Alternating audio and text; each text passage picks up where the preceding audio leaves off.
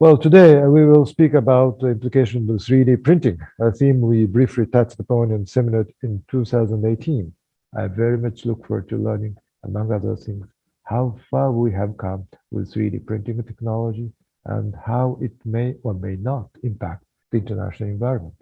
Through today's discussion of these distinguished speakers, I sincerely hope that this seminar will help us shed some light on how the UN can play a constructive role in the face of development of this critical technology. 3D printing has been around since the 80s. We actually have our colleagues in Japan to thank for the innovations that made it possible.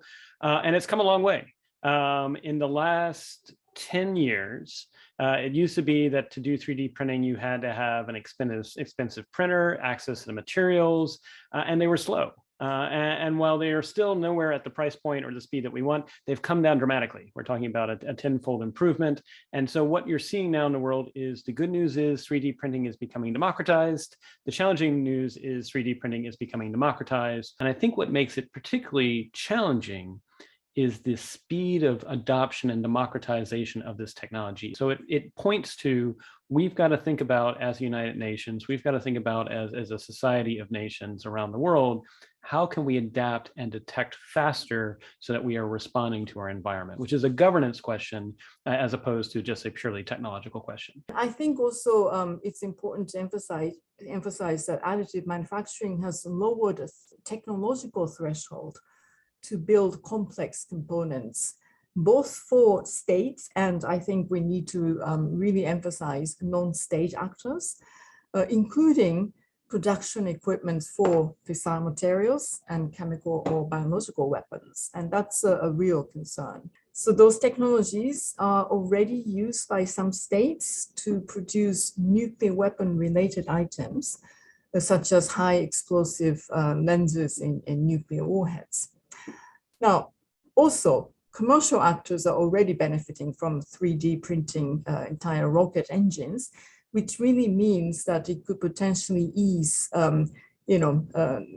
something related to missile components that can be produced in the future. These challenges ultimately serve to underscore the importance of improving international governance and cooperation. And as David also said, this is not a technology question, but it is a governance question. And because it is a governance question, international cooperation and multilateral cooperation, and by the way, it has to be multi-stakeholder engagement as well. Say a few words about how industry might be nudged by governments and others to nudge their activities from prospectively malign uses into more benign or even productive uses.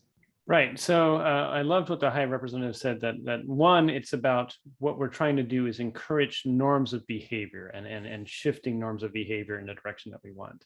And I think that's appropriate because since this is an international activity and it's not just about governments talking to governments, but it's about industries that have different jurisdictions in which they operate, I think we should probably encourage that norms for nations to encourage norms of industry operating in them that happen to be involved with 3D printing and additive manufacturing is you have to have a way in which their tips can be elevated and you are not just waiting for your customers to report they're seeing something bad, but you're actively scanning the market. You're looking for signals. That itself creates a whole new industry, which is the industry of due diligence on your part as a company. So, the Secretary General in his Common Agenda report, which he published in September, he really called for a move towards a new paradigm, if you will, of networked multilateralism.